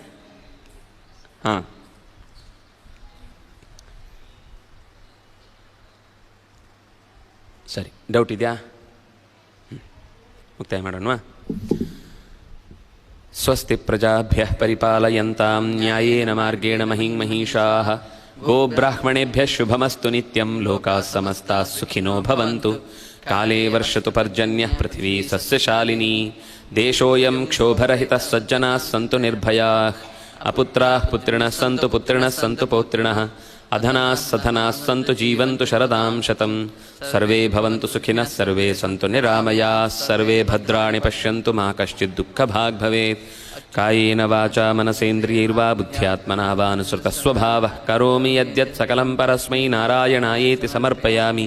ಅಚ್ಯುತಾನಂತ ಗೋವಿಂದ ನಾಮೋಚ್ಚಾರಣ ಭೀಷಿತಾಃ ನಶ್ಯಂತಿ ಸಕಲಾರೋಗಾಃ. ಸತ್ಯಂ ಸತ್ಯಂ ವದಾಮ್ಯಹಂ. ಅಚ್ಯುತಾನಂತ ಗೋವಿಂದ ಸ್ಮೃತಿ ಮಾತ್ರಾರ್ತಿನಾಶನ ರೋಗಾನ್ಮೇ ನಾಶಯಾಶೇಷಾನಾಶು ಧನ್ವಂತರೇ ಹರೇ. ಕೃಷ್ಣಾಯ ಯಾದವೇಂದ್ರಾಯ ಜ್ಞಾನಮುದ್ರಾಯ ಯೋಗಿನೇ ನಾಥಾಯ ರುಗ್ಮಿಣೀಶಾಯ ನಮೋ ವೇದಾಂತ ವೇದಿನೇ. ಶ್ರೀಕೃಷ್ಣಾಯ ನಮಃ. ಶ್ರೀಕೃಷ್ಣಾಯ ನಮಃ. ಶ್ರೀಕೃಷ್ಣಾಯ ನಮಃ. ಶ್ರೀಕೃಷ್ಣಾಯ ನಮಃ. ಶ್ರೀಕೃಷ್ಣಾಯ ನಮಃ. ಶ್ರೀಕೃಷ್ಣಾಯ ನಮಃ. ಶ್ರೀಕೃಷ್ಣಾಯ ನಮಃ. ಶ್ರೀಕೃಷ್ಣಾಯ ನಮಃ. ಶ್ರೀಕೃಷ್ಣಾಯ ನಮಃ. ಶ್ರೀಕೃಷ್ಣಾಯ ನಮಃ. ಶ್ರೀಕೃಷ್ಣಾಯ ನಮಃ. ಶ್ರೀಕೃಷ್ಣಾಯ ನಮಃ. ಶ್ರೀಕೃಷ್ಣಾರ್ಪಣಮಸ್ತು.